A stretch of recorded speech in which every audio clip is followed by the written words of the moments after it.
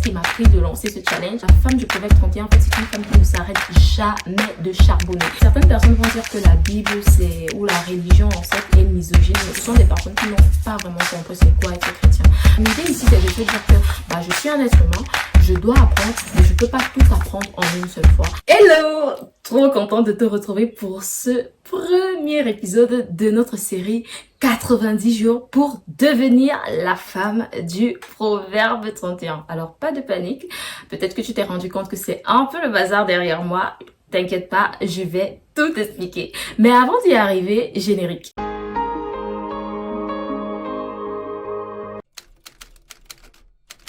Je tiens vraiment à faire cette vidéo en guise d'introduction par rapport à notre challenge. Le challenge est prévu pour commencer le 5 mars et il est prévu pour se terminer 90 jours exactement plus tard. Pourquoi est-ce que j'ai choisi le 5 mars? Bon, parce que déjà dans la tradition catholique, le 5 mars, on va célébrer ce qu'on appelle le mercredi des cendres. Il s'agit du premier jour de lancement de la période des carêmes, une période de 40 jours durant laquelle on se prépare pour la célébration de la Pâque, qui est la commémoration de la mort et de la résurrection du Seigneur Jésus-Christ. Et généralement, durant la période de carême, on décide de mettre en place de nouvelles habitudes et de retirer des habitudes qui nous éloignent d'une vie de sainteté, qui nous éloignent de la vie d'un bon chrétien.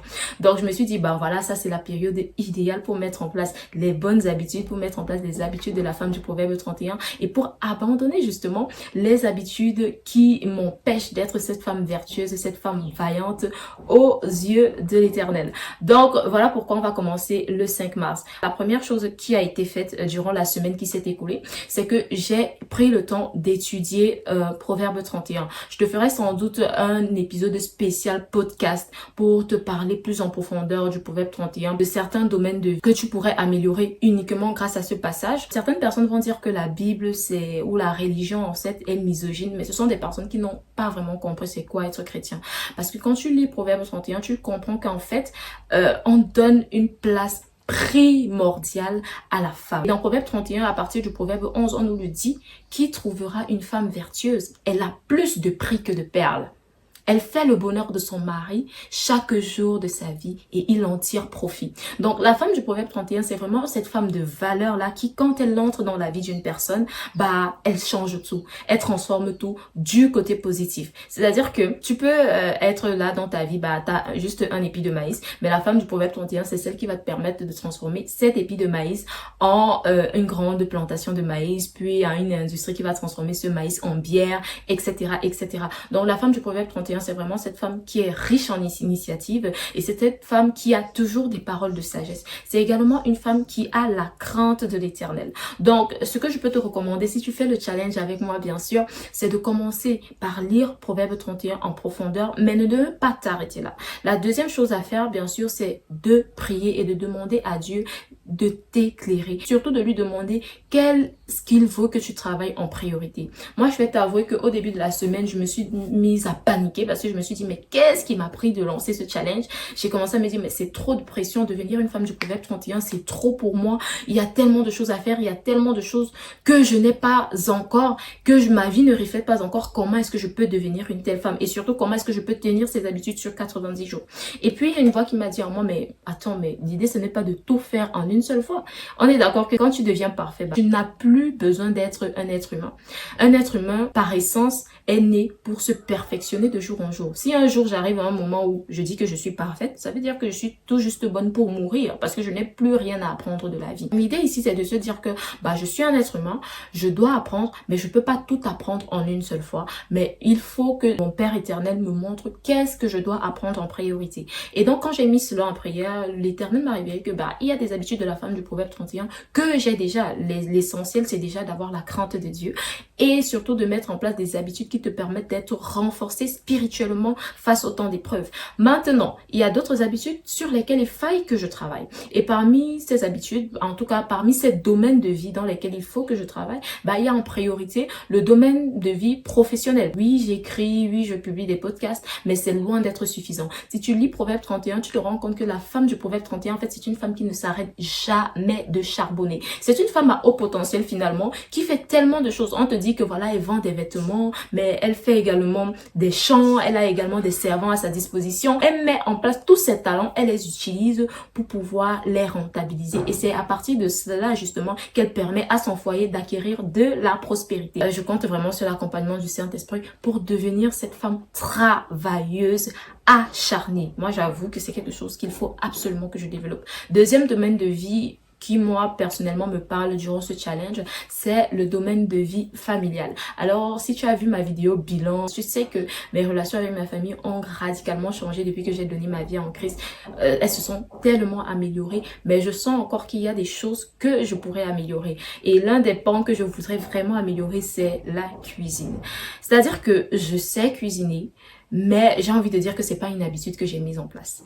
C'est pas j'ai pas encore ce réflexe là de me dire que voilà, je vais cuisiner. Quand je vivais seule, ouais, je le faisais facilement, je vais dire ça comme ça, mais en famille je me dis ah ouais, maman est là, elle peut cuisiner, mais sur le long terme ça pourra me porter préjudice parce qu'à un moment donné justement je suis appelée à fonder ma propre famille et si je ne prends pas cette habitude dès maintenant, bah quand je serai dans mon foyer j'aurai des difficultés. Donc l'idée ici c'est de se dire que voilà, je vais commencer à faire la cuisine. Déjà faire la cuisine c'est aussi une manière de manifester son amour à sa famille parce que vraiment manger ensemble ça resserre les liens et faire un bon plat en fait pour moi c'est une très belle déclaration d'amour pour ceux qui comptent pour moi. Donc hormis les activités qu'on fait déjà en famille, je me dis l'une des habitudes que je devrais vraiment mettre en place, c'est recommencer à faire la cuisine plus régulièrement. J'en fais de temps en temps, mais j'ai envie de dire c'est pas assez régulier. Et le troisième point, c'est vraiment le domaine finance. On te dit dans Proverbe 31, quand tu le lis en détail, que voilà, la femme du Proverbe 31, finalement, c'est une femme qui n'a à s'inquiéter de rien. Pourquoi? Parce que c'est une travailleuse. Donc, elle sait que c'est une bonne femme d'affaires, c'est une femme qui fait rentrer de l'argent. Et là, j'ai envie de dire que voilà, le volet finance et le volet professionnel sont assez liés. C'est-à-dire que moi, je connais déjà ma mission de vie et actuellement, je travaille, j'ai mis en place des actions qui me permettent d'atteindre ma mission de vie, mais je sens que ce n'est pas encore assez. Je sens que je peux faire beaucoup plus et il est temps de puiser dans mes retranchements pour mettre en place les habitudes qui me permettront justement de rentabiliser toutes ces actions. Parce que Dieu ne veut pas que quelqu'un soit pauvre. Et cette semaine, en plus de lire le Proverbe 31 également, je me suis appliquée à lire des passages bibliques qui ont trait à la richesse. Et peut-être que je t'en ferai une vidéo où on pourra parler religion et argent. C'est marqué dans la Bible que c'est la bénédiction de l'Éternel qui enrichit. Dieu ne veut pas que ses serviteurs soient pauvres. Dieu veut pourvoir à tes besoins. Dieu veut que tu aies assez de ressources à ta disposition, non seulement pour subvenir à tes besoins, aux besoins de ceux qui t'entourent, mais également pour subvenir aux besoins des pauvres et des indigents. Comment je fais pour être charitable si moi je n'ai pas les ressources financières nécessaires pour y arriver? Donc là également, il faut pouvoir travailler. Il est hors de question de se dire qu'on va passer le temps à prier et à faire des actions inefficaces et de se dire que l'argent va tomber du ciel. Non, l'idée ici c'est de vraiment mettre en place des actions qui seront pertinentes, qui seront rentables, qui vont nous permettre de faire entrer de l'argent concrètement dans le porte-monnaie. Donc pour cela, j'ai prévu un certain nombre de choses. Tu pourras le voir dans les prochains vlogs, les actions que je vais mettre en place, voilà, pour pouvoir faire entrer de l'argent dans le porte-monnaie. Ça sera assez intéressant. En tout cas, moi, ça va, je sais que ça va vraiment me challenger. L'idée, c'est vraiment de nous bousculer, de sortir de notre zone de confort. Avant d'y arriver, nous sommes le 1er mars et pour préparer le challenge, je te l'ai dit dans une de mes vidéos, on ne peut pas prier Dieu, on ne peut pas adorer Dieu dans un environnement qui n'est absolument pas rangé. Et je vais te montrer actuellement à quoi ressemble ma chambre. C'est la catastrophe. Attends, je déconnecte tout ça, je te montre. Donc, voilà la bête. J'avoue que, voilà, j'ai passé le week-end chez ma grand-mère, donc j'étais pas forcément là. Mais tu vois que c'est la catastrophe. Le bureau horrible. Donc ici là ça va, il y a même des vêtements sur le sol, tu vois là. Donc ça c'est la zone voilà qui reste quand même assez propre, c'est la zone où on loue l'Éternel, on ne blague pas avec. Première chose que l'on va faire dans ce vlog déjà, c'est commencer par ranger tout ça, nettoyer cette chambre, peut-être nettoyer d'autres pièces de la maison qui ont besoin d'être nettoyées. Après j'ai également une lessive pas possible à faire, je te l'ai dit. Donc la journée-ci va être assez chargée, mais qu'est-ce qu'on dit, elle sent ses reins de force. Donc l'idée ici là c'est vraiment de se mettre au travail parce que il est hors de question de commencer ce challenge dans un environnement qui n'est pas rangé du tout. Donc on se dit à tout.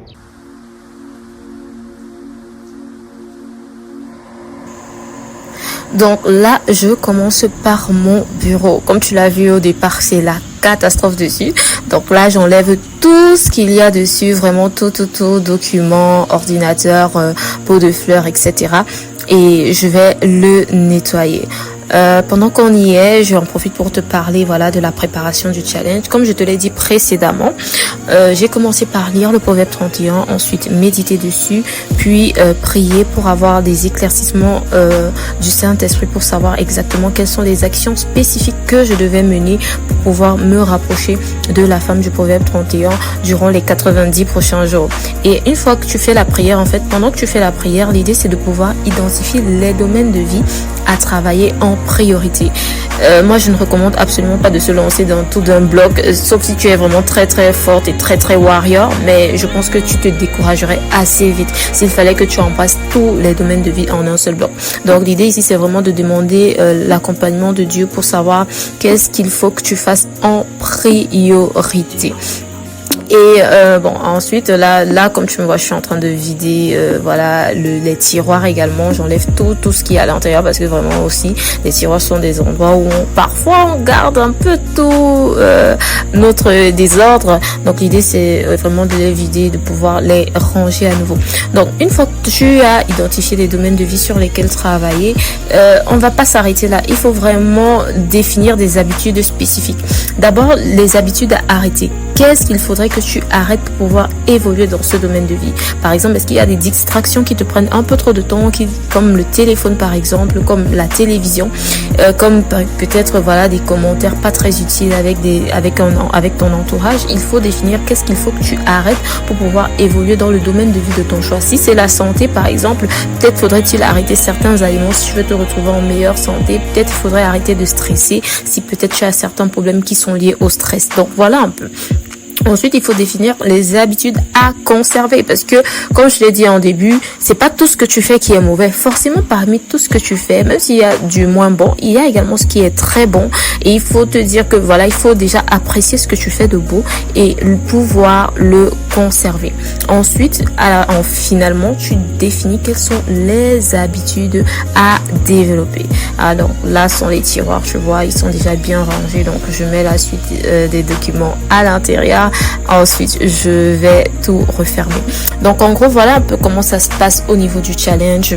Donc, en résumé, lire Proverbe 31, méditer dessus, prier également, identifier les domaines de vie à travailler en priorité, définir les habitudes à arrêter, celles à conserver et celles à développer. Donc là, tu vois, je suis avec Patricia également parce que on partage la même chambre. Donc, je lui ai demandé également de ranger sa partie parce que ça sert à rien que ma partie soit rangée et que la sienne non. Et je suis dans une démarche où c'est vrai que j'aurais pu ranger sa partie parce que ça m'arrive des fois, mais je suis dans une démarche où je préfère lui faire la tâche pour qu'elle puisse s'habituer déjà à elle-même ranger son environnement. Donc on a dit elle donne des tâches à ses servantes, donc c'est de ça qu'il s'agit aussi. Donc là, après avoir rangé mon bureau, ce que je fais, c'est que je vais dresser le lit. Donc, je vais tout retirer. Il était temps de changer les draps. Je crois qu'on était à 2 semaines. Normalement, c'est 1 semaine. Ne jugez pas. Mais on fait comme on peut. Parfois, on arrive à faire 1 semaine, mais des fois, à 2 semaines. Donc là, je retire tout. Après, je crois que je vais, avant de mettre le nouveau drap, ce qu'on va faire, c'est d'abord de balayer la chambre, de retirer la poussière, retirer le sable. Et pour ça, je mets tout ce que j'ai retiré du lit. Je remets tout ce que j'ai retiré, que j'ai mis au sol sur le lit pour pouvoir nettoyer l'ensemble.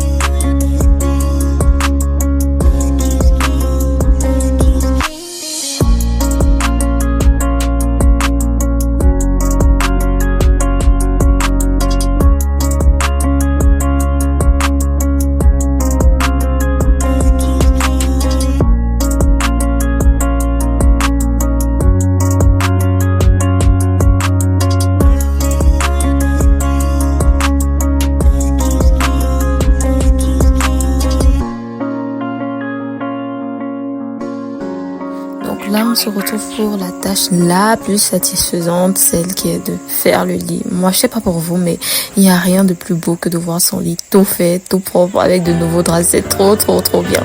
Donc là, je finis de faire le lit. Ensuite, je vais vous laisser avec des images de la chambre rangée pour que vous voyez la différence avec le début. Et on va se dire rendez-vous la semaine prochaine pour une autre vidéo du challenge. Cette fois-ci, nous allons vraiment parler de l'aspect finance. Quelles sont les actions spécifiques que nous pouvons mettre en place durant les 90 prochains jours justement pour rebooster nos finances. À plus!